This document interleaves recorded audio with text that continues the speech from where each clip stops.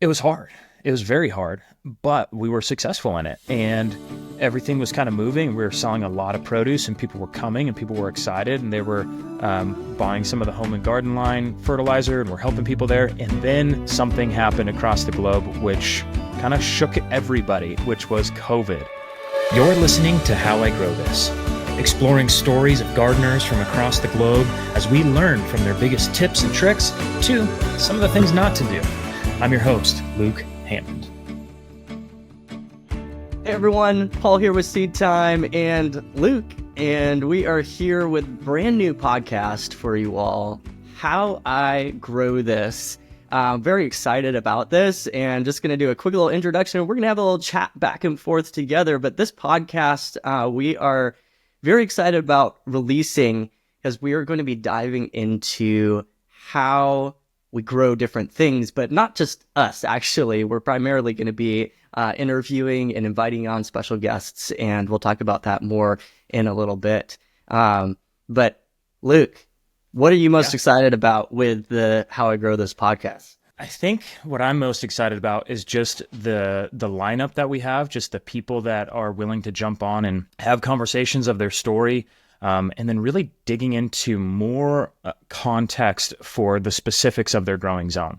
And when I say growing zone, I'm not just talking USDA growing zones, like their latitude. It's more of like their specific context. Are they high elevation? Are they low elevation? Are they in a high latitude where their growing zone is a very small number and it's very, very cold? Or are they in the southern tip of Florida and it never freezes? What do they do then? How do they handle diseases and pests? And that's what I'm most excited about, is figuring out people's context in their garden. That's so true, because I just had someone email me the other day, email us, Seedtime, asking about, I grow at 5,000 foot elevation in Colorado, and I don't hear anybody talking about that. So yeah, being able to get into some of those niche. Right. And I think a lot of times, like, people aren't necessarily talking about it, but they might actually come from that very similar context and growing zone. For example, last night, at the time of this recording in this pilot episode, we had Brianna Bosch on, and she is from 5,000 feet in Colorado, but she was teaching on a different subject, and people might not know that their context applies to them so specifically. So I think that's going to be a really, really good thing for people listening to this podcast. And if they're like me at all, they're probably a little curious, and they just want to know, okay, how do people handle this down in South Texas? How do people handle this in Maine? How can they grow food in Maine when it's so cold? Because in my imagination, I have no framework in order to piece together how people are accomplishing what they do in the garden. Yes. Yeah. And then what I get excited about too is really there's going to be some stuff where it's kind of, for lack of a better term, nerdy. We're going to get into some deep soil agronomy. This is a podcast for everybody, and we want everyone to learn from wherever they are, and not just talk over people's heads, but actually really dive in and give a framework and a foundation and help draw people in so that they can track and follow and learn from these techniques of what people are doing across the globe. So really excited about that. Love it. Yeah, I'm super excited about that too. And kind of bridging off of that, in this pilot episode, obviously it's the two of us talking together, so we don't have like the special guest, but coming up very soon, you're going to have those special guests. But let's talk just very briefly a little bit into our backgrounds of where we come from with growing. Luke, you've grown all over the United States, Arizona, Missouri, California. Tell us just a little bit. Yeah, well, I've lived in California. I haven't really grown. I actually do not have a degree in this. A lot of people always ask, where did you go to school? Did you go to school for agriculture? No, I just, the school of hard knocks and making big mistakes has really been my school. It's the best one. It's the best. But right out of college, for whatever reason, I thought it would be a really good idea to start a farm, and that was in 2011. I don't know. It was before Instagram. It was before it was cool. I was like, hey, you know what? People who have produced food have always been able to make an income throughout their entire, the story, right? Abraham in the Bible was a fairly wealthy guy, had lots of animals and this and that. And I'm like, well, that's probably a good trade to be in. Everyone's got to eat. And so that was literally as far as my mind went in thinking about it. And, but I grew up in Arizona, and in Arizona, it's not a big agriculture community where I grew up. There was actually like next to no farms, and land prices are very, very, very high.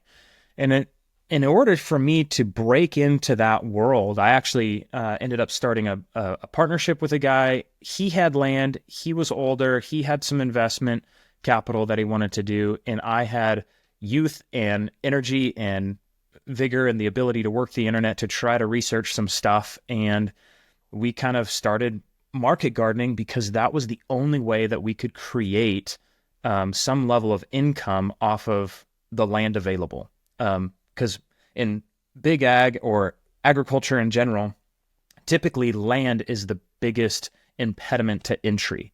And so we started right out off the blue. It sounds crazy and dumb, and it was, is we started with a 3.5 acre market garden with like 3,000 or 4,000 tomato vines, squash, all the summer stuff. And we just went all in trying to sell vegetables in the summer at multiple farmers markets. And we're pretty successful, year one, establishing markets, trying to figure it all out. But as you can imagine, there was just so much involved with that many tomato plants. We were selling thousands and thousands of pounds a week because we were primarily the tomato guys coming to market. Everybody else was doing the smart thing with like leafy greens and, fast interchange stuff on smaller acreage, a little more controlled. And we were like flat out, we were picking tomatoes sun up to sundown, just trying to fill flats and hustle the tomato game.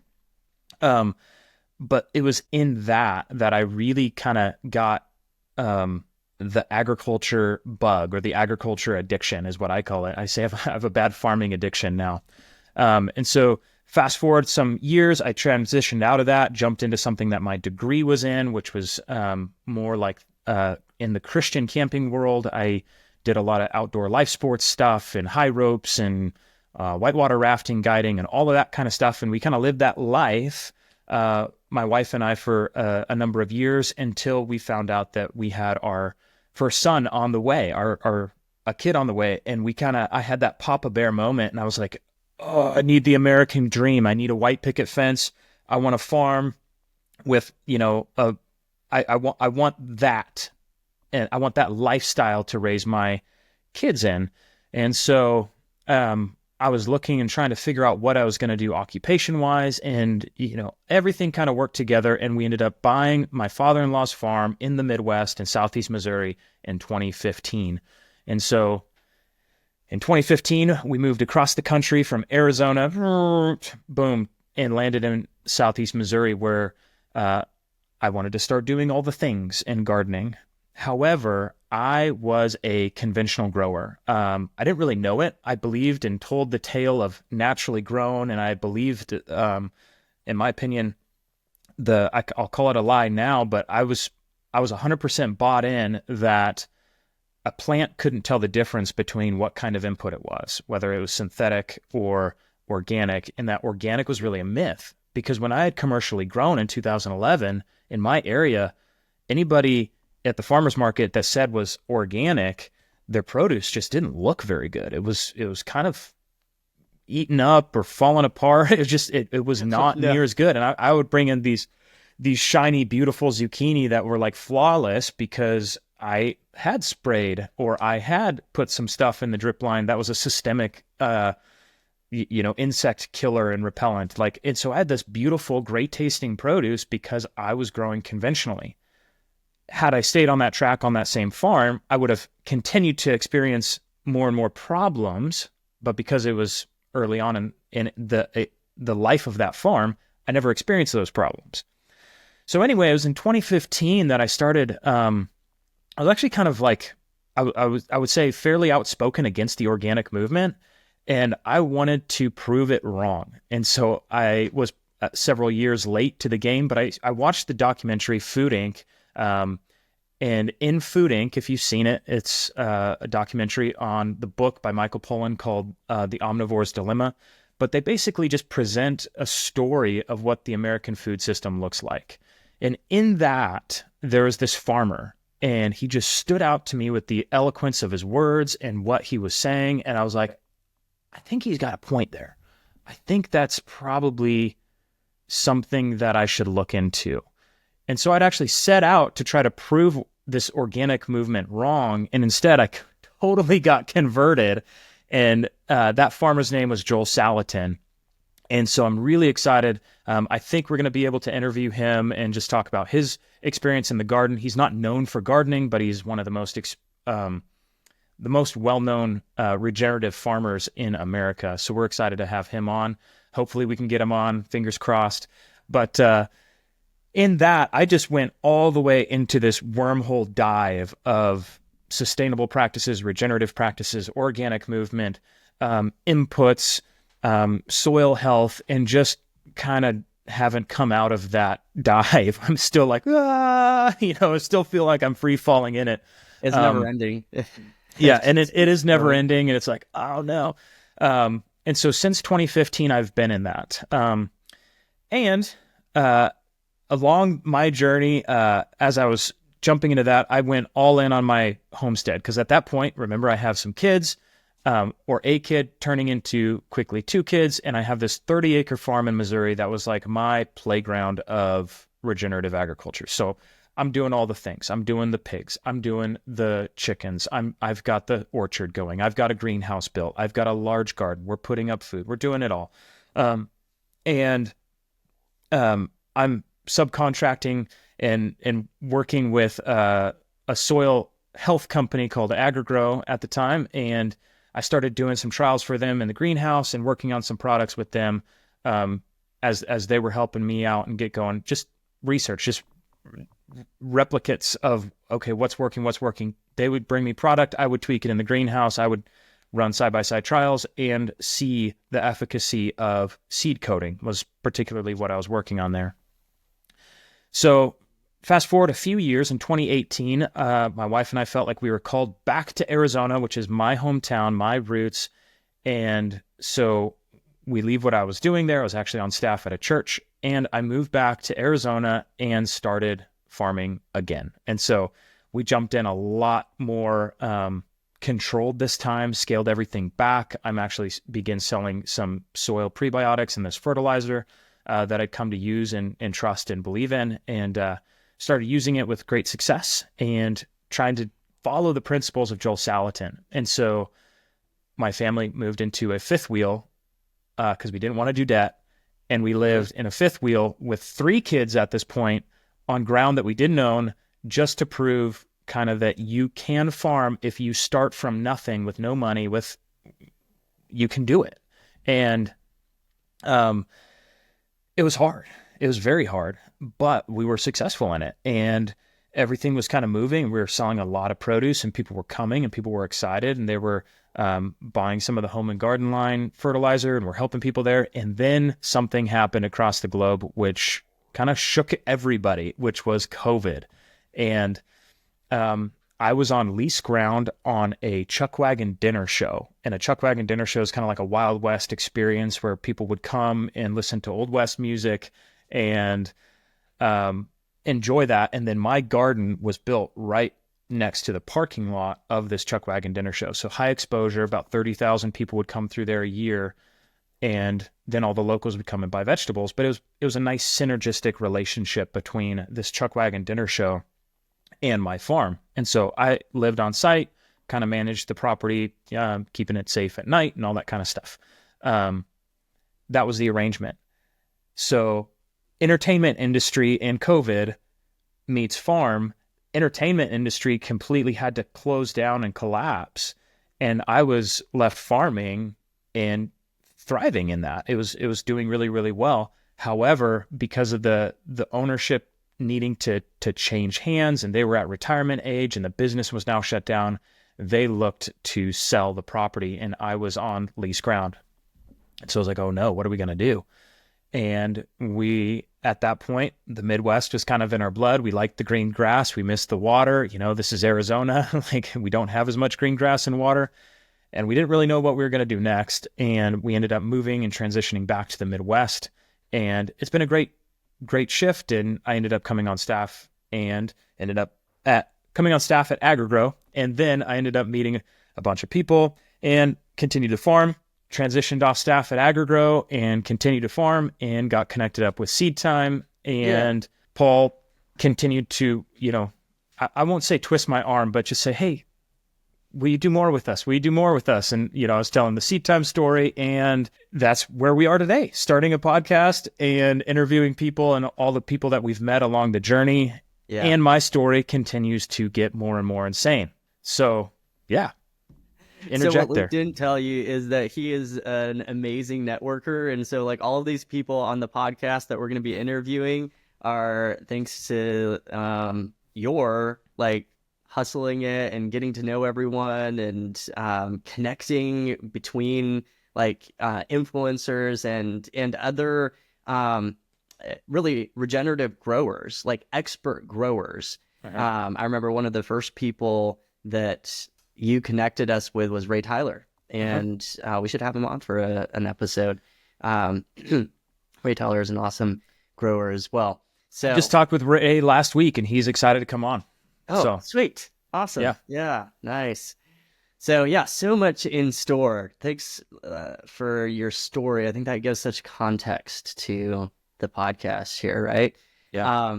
I'll share my stories. Many of you may have heard it a little bit, but just a little background to myself. I grew up in the garden in the sense that we had a garden everywhere that we went. And I remember the first little garden, my mom gave me a spot to grow, and I grew artichokes.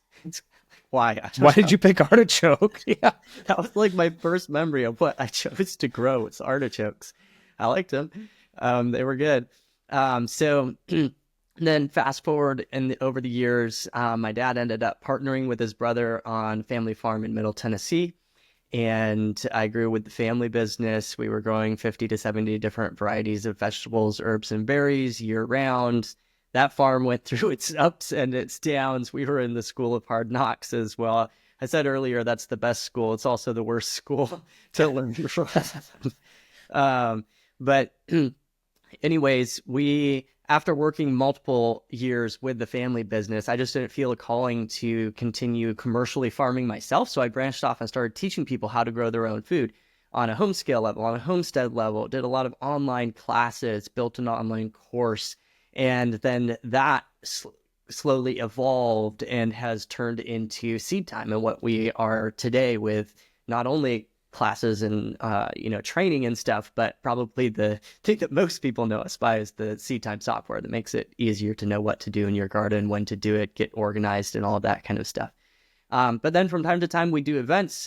We like to bring in these experts to share their stories, and that brings us full circle all the way back around to the podcast, which is that's really the purpose of this podcast. Is we want every single time that you come here to know that you're going to hear from someone sharing their experience. You're going to get practical tips from them. You're going to hear their story and come away hopefully not just with information, but with inspiration to go put it into practice in your garden or on your farm. So very excited to be launching this out to you all. Anything else, Luke, that we should say in this first the little pilot episode? As you hear our stories, I think there's so much to be said for context. And so one of the things I'm going to try to do is dig through the layers of context. Where are they located? What is their climate like? What is their weather like? Climate and weather are two different things. What are their average humidity? What is their soil type? How are they balancing their soil? Are they balancing their soil? Are they growing in raised beds? Are they growing in the ground? Are they growing in containers? All of those things begin to whittle away at the context, because it's something I know at my time working in the consulting game for a soil prebiotic company is I've talked with farmers across the globe, and everything is different, and every context is different, and there are nuances to how you do things. There's some guiding principles, but some of the nuances, I think if we can draw some of those, people are going to glean information and learning that's going to really help them take off and be successful in the garden. And honestly, we're still learning. The best of the best have this hunger and this thirst for learning, and they're trying to constantly improve how they do their processes, how they do their systems. And because we're working with biology and soil life changes within the soil based on the environment. And so all those things, we're going to try to peel the layers of the onion back, if you will. I just immediately think of the donkey in Shrek. Nobody likes onions. People like cake. Cake has layers, No. So we're gonna peel the onion back in the garden, and we're gonna look at all the different layers, not the cake back, because we're gonna be focusing on the garden. But anyway, that's on a little bit there. Food. Not the bad food that's bad for you. Yeah. On the good food. Yeah, love it. However, I'm totally curious. I want to know about sugarcane. I want to grow sugarcane. Why? I have no idea, but I think that would be totally cool to learn how to grow sugarcane in a climate that you normally don't grow sugar in. Why? That would be cool. Because it'd be cool to take control of sugar and the kinds of sugar. It's grown somewhere. More self-sufficient that way, to like have your own sugar stash or something. I don't know. Never know. All right. So, well, very fun. It's exciting. This is going to be an exciting road. Tune in. Come subscribe to this podcast wherever you are at on wherever you get your podcasts. Apple Podcasts. Where do everybody get their podcasts? That's where I get mine. I don't know. Apple Podcast, Spotify. That's a thing, right? Right. Yeah. YouTube. Out there on the internets. We are going to be sharing it far and wide. So go make sure that you catch these episodes as they came out. You're not going to want to miss them. And we can't wait to share our expert guests' stories with you. Right. Man, thanks for staying tuned all the way to the end. We're so excited that you're here. And that probably means that you enjoyed what you heard. You found some value in it. If you could, go and share this with somebody that you know that really helps push it forward in the algorithm. Hit a like, a subscribe, hit a review. It makes all the difference for us. Thank you for listening to the How I Grow This podcast, and we are dedicated to bringing more of these stories to you to help you grow at the next level. We'll see you.